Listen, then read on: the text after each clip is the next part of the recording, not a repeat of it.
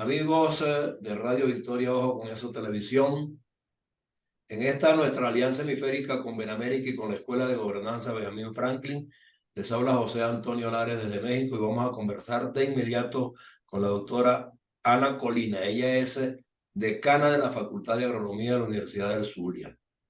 Por supuesto, profesora, bienvenida.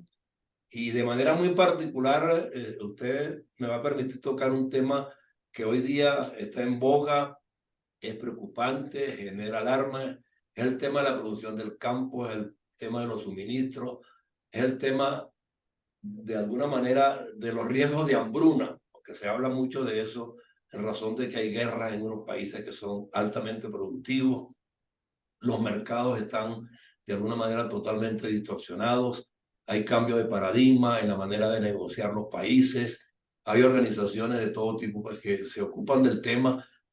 Por ejemplo, la FAO, que es la Organización de las Naciones Unidas para la Alimentación. Bueno, todo ello conjuga un panorama verdaderamente preocupante porque sentimos que los países que tienen posibilidad de producción agrícola no han diseñado planes y programas regulares y en sentido de superación, sino por el contrario, generan un producto abundantemente, lo mercadean y luego caen prácticamente en un marasmo.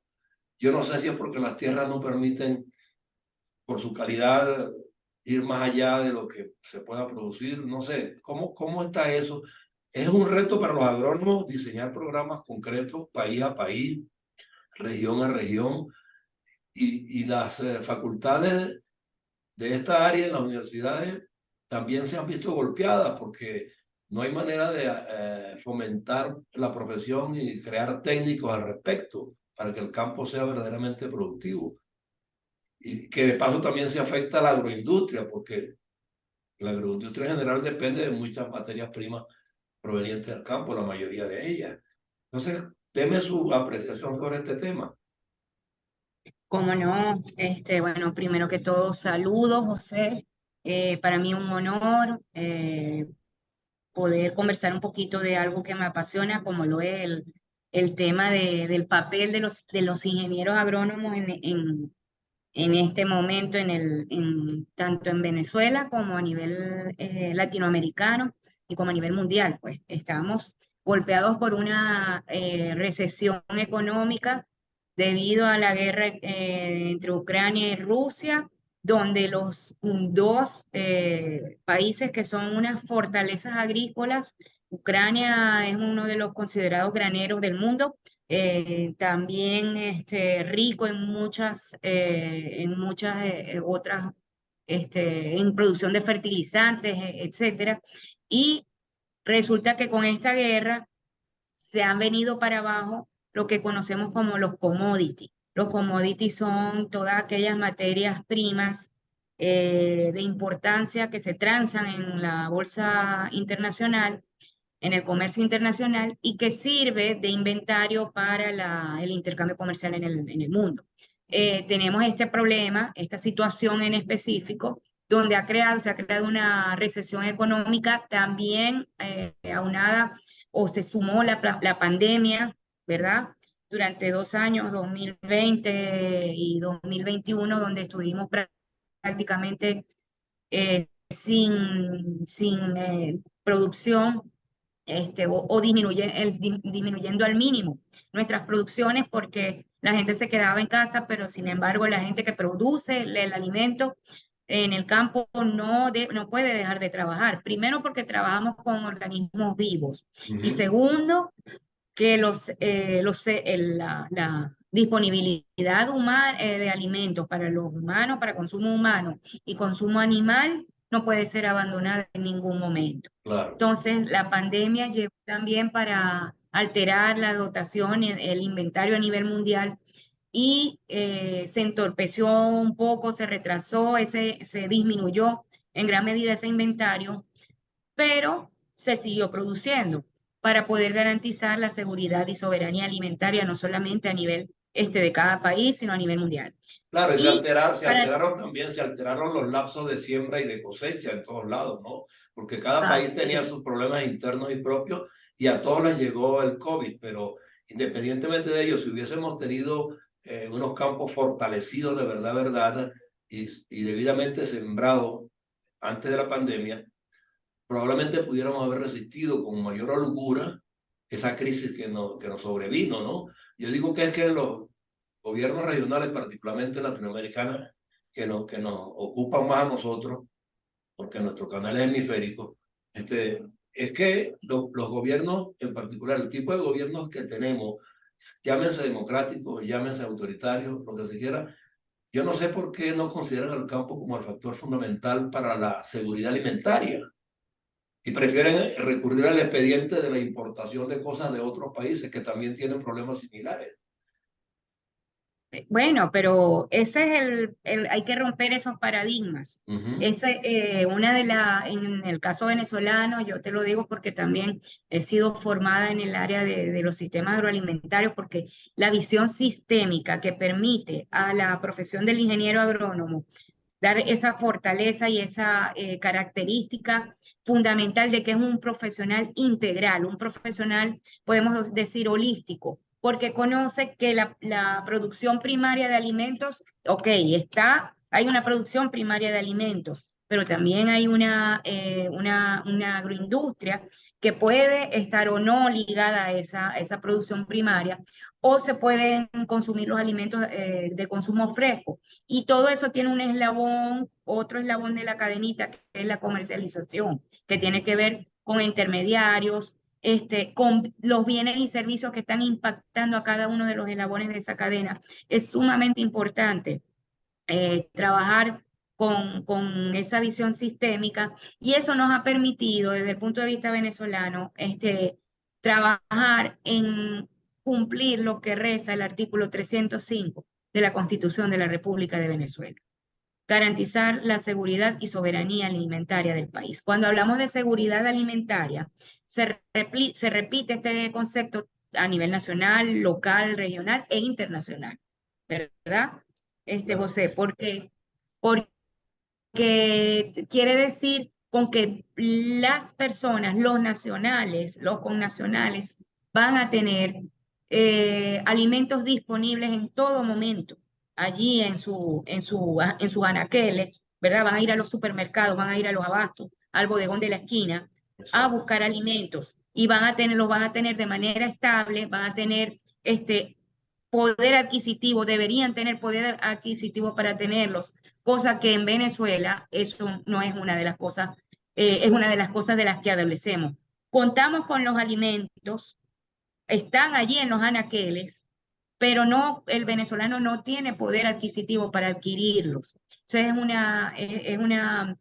es algo bien difícil, que hay que trabajar tanto a nivel de ya con variables macroeconómicas que no están bajo el control de los sistemas agroalimentarios. Exacto, por eso Entonces, yo insisto mucho que las políticas públicas de alguna manera tienen que convencerse que el aliado fundamental en el diseño de cualquier país y en las ejecutorias de cualquier gobierno, llámese como se llame, por eso yo no le pongo signo a los gobiernos, porque independientemente de ello, cualquier gobernante necesita que la población esté debidamente alimentada para que al mismo tiempo sea productiva en otras áreas del quehacer humano, porque una así población que es, no se alimenta bien, ni estudia bien, ni trabaja adecuadamente.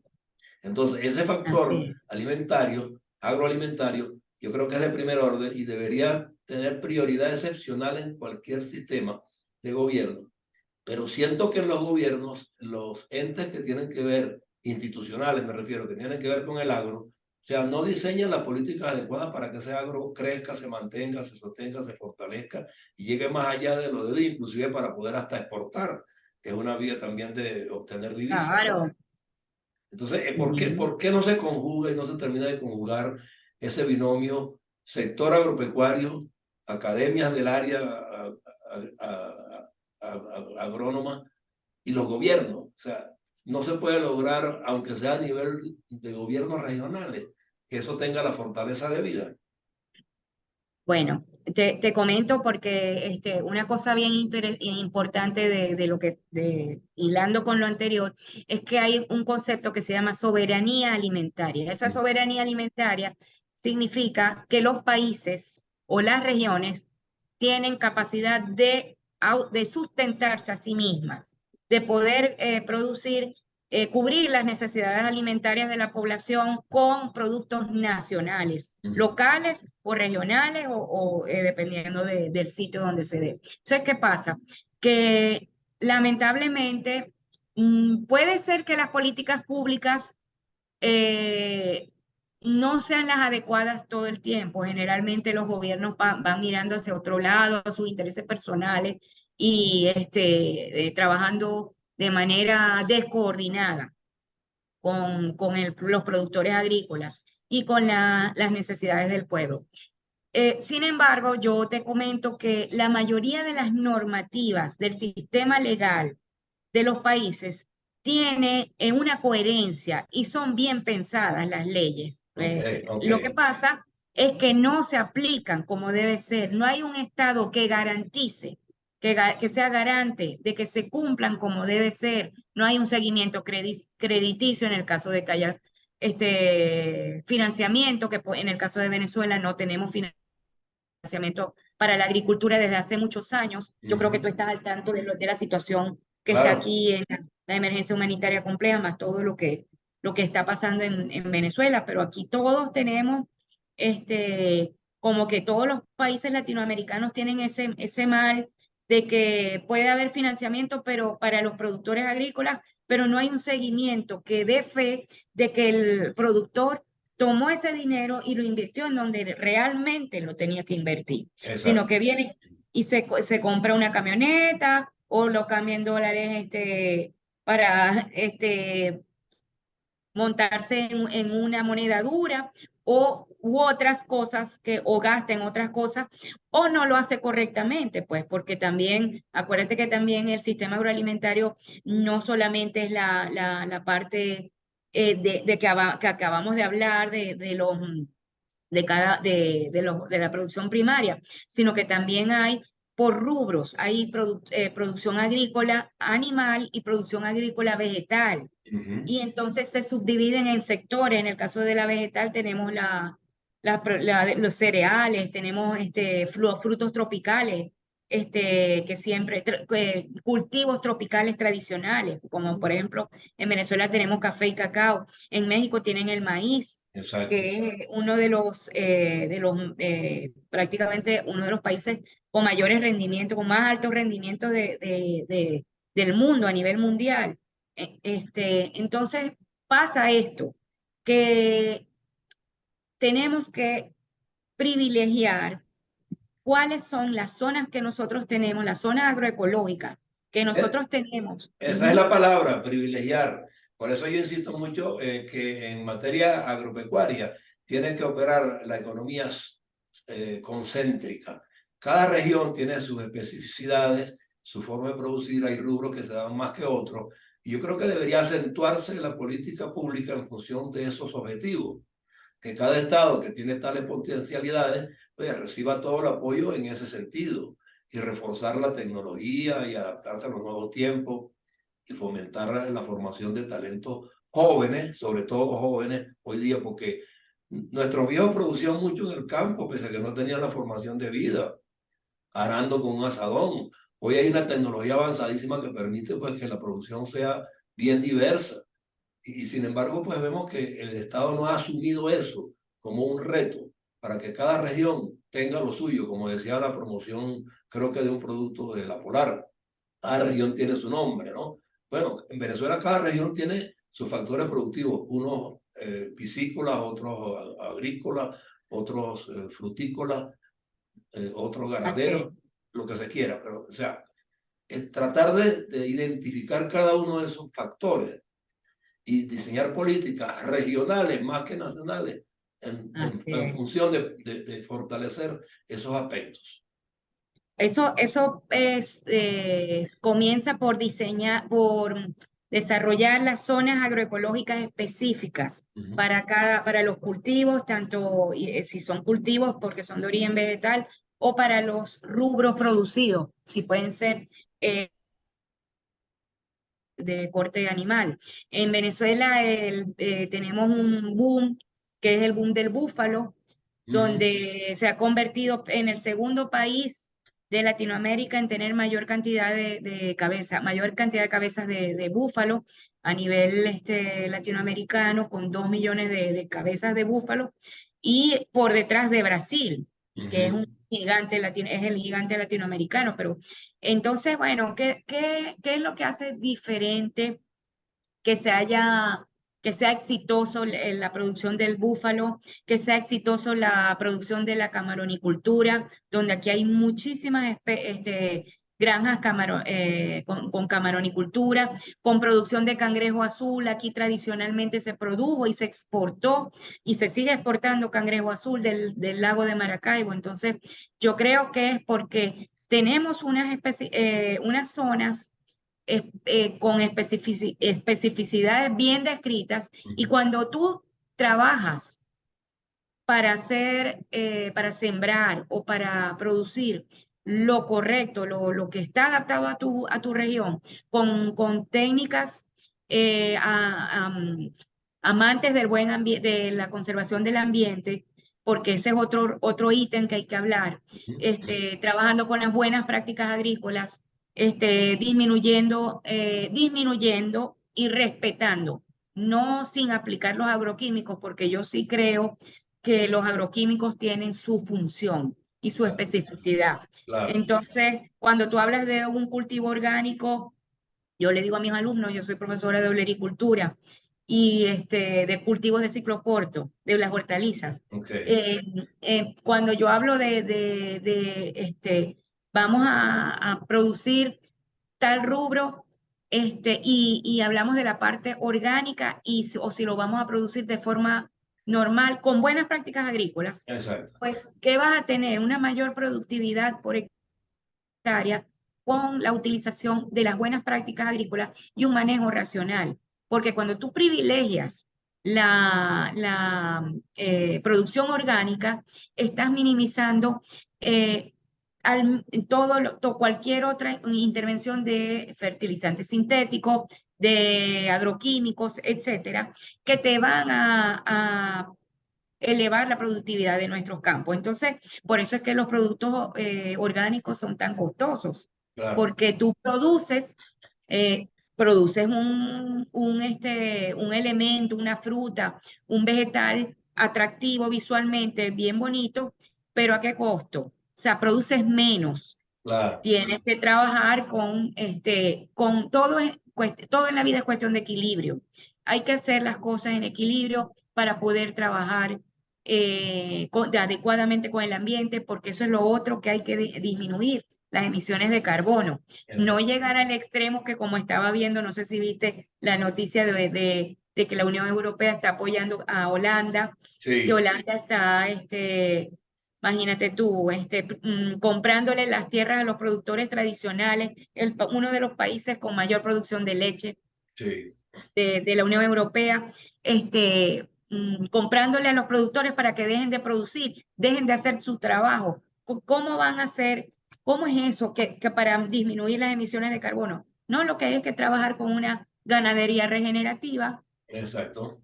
con una ganadería sustentable que te permita disminuir las emisiones de carbono, pero con prácticas respetando el suelo. El suelo es la gran vedette. Es la esencia, sí, es la esencia. Exacto, es la gran vedette, es la esencia de nuestra producción, y entonces tenemos que respetar unos principios. La ganadería Boisán también, que habla de estos ítems de respetar la ganadería regenerativa. Em, pues lo que hay es que descifrar, descubrir cuáles son las condiciones agroecológicas de cada zona, cuáles son los rubros que se desarrollan en mejor medida, con mayor productividad, y hacerlo de manera acorde con el ambiente, de manera sustentable. Claro. Dime. Yo soy del convencimiento de que en todo esto tienen que conjugarse dos factores esenciales, que es el diálogo permanente entre las instituciones públicas y las privadas y la ética, para convencerse de que definitivamente la agroalimentación es un tema esencial y de vida o muerte. Y yo creo que en la medida que un sector y el otro lo entiendan así, yo creo que pueden conjugar esfuerzos comunes para que esta situación de subidas y bajadas se extinga y tengamos un campo que produce de manera regular y permanente, pues.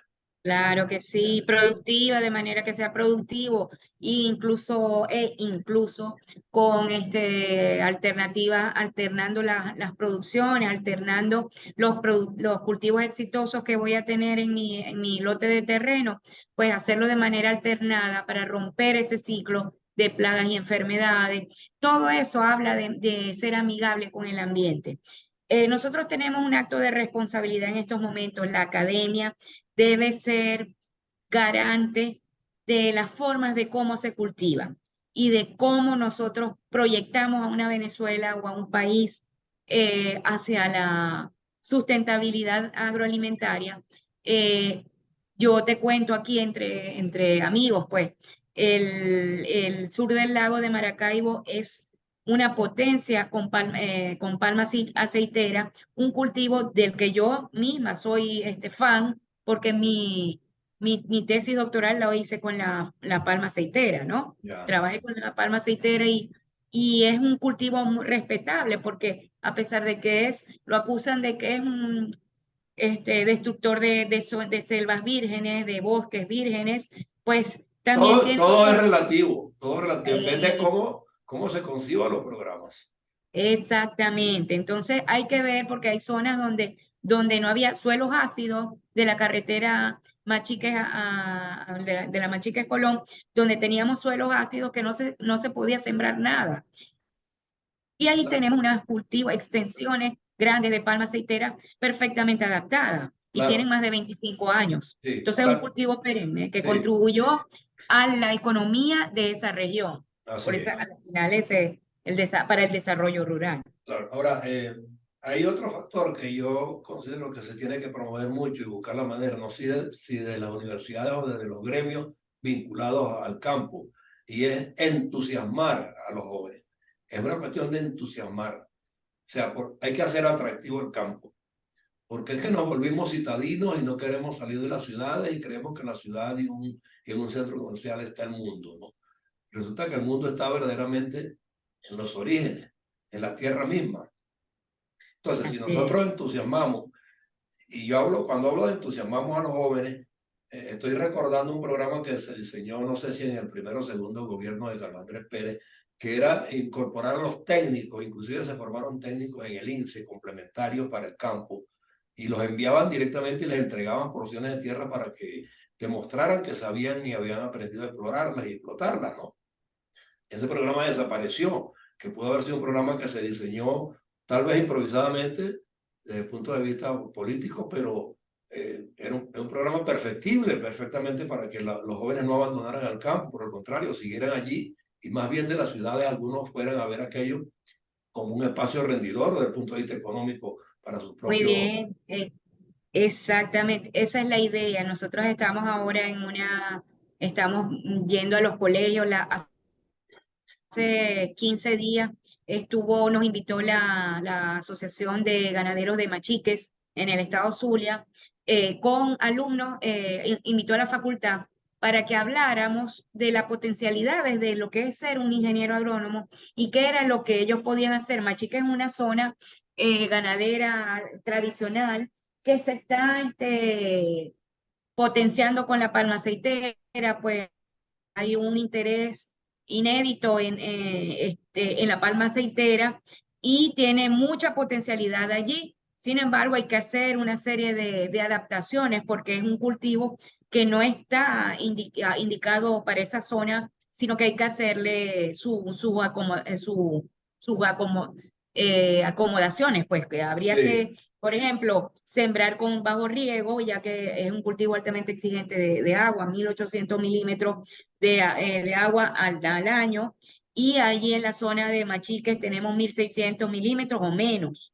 pero Entonces habría que. esa cercanía de ustedes con los colegios, o sea, yo aspiraría y soñaría que se aplique en todos los estados como una normativa regular, Así, generar conversatorios con los jóvenes en las escuelas, y aunque no sea en las escuelas, en las comunidades, para así, de alguna manera pues ponerlos al tanto de que la tierra está allí para sacarle un provecho racional y así es. rendidor. Entonces, Yo creo que esas políticas pues tienen que cambiar, y yo aspiro que ahora que Venezuela está buscando recuperar su institucionalidad, sea quienes aspiran a dirigirla, y por eso nosotros aquí hablamos de ciudadanía y gobernanza en estas plataformas de Radio Victoria o con esa televisión.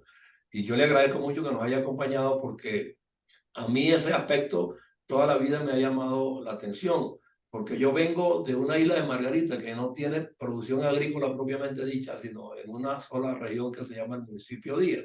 Y allí mis abuelos y mis papás tenían pequeños huertos, pero a nosotros El no, ají margariteño. sí, exacto, y a nosotros no nos faltaba nada en esas generaciones.